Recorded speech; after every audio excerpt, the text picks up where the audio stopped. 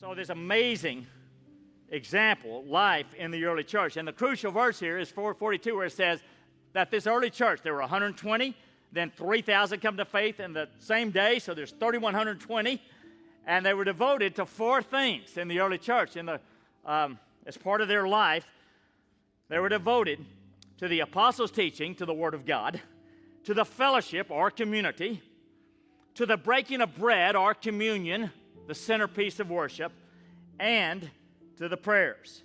Now, three of those make perfect sense. They're obvious. Of course, the early church is going to be devoted to the Bible, the teaching.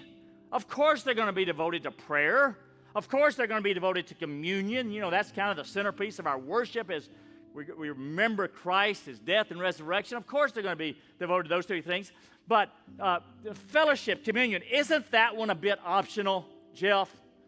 I mean, isn't that one a little bit take it or leave it? In fact, there are many people today don't need church. The golf course is fine. They're not in there much.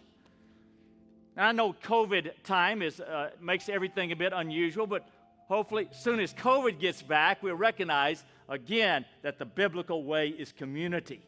Community. Community. And it's not just superficial community where, you're in a room with hundreds of people, but there's also breaking bread from house to house.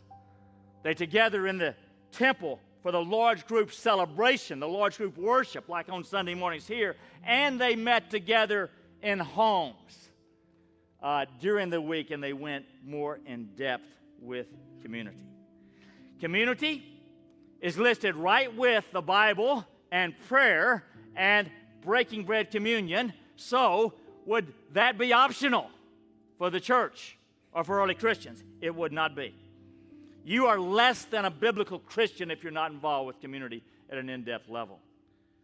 Perhaps that's one of the great John Wesley, founder of the Methodist Church, remarked, "There is nothing more unchristian than a solitary Christian." Or the famed Swiss psychologist Paul Tournier says there are two things that are impossible to do alone. One is marriage, be married. The second one is be a Christian. You can't begin to do the one another's and the commands in the Bible without being in community. Or Eugene Peterson, the translator of the Message. Hear what he says here. He says there can be no maturity in the spiritual life, no obedience in following Jesus, no wholeness to the Christian life apart from an immersion in and embrace of community. That's strong words. I am not myself by myself.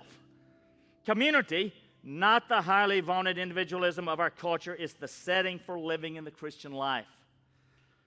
Now just let those three quotes sink deep into your soul.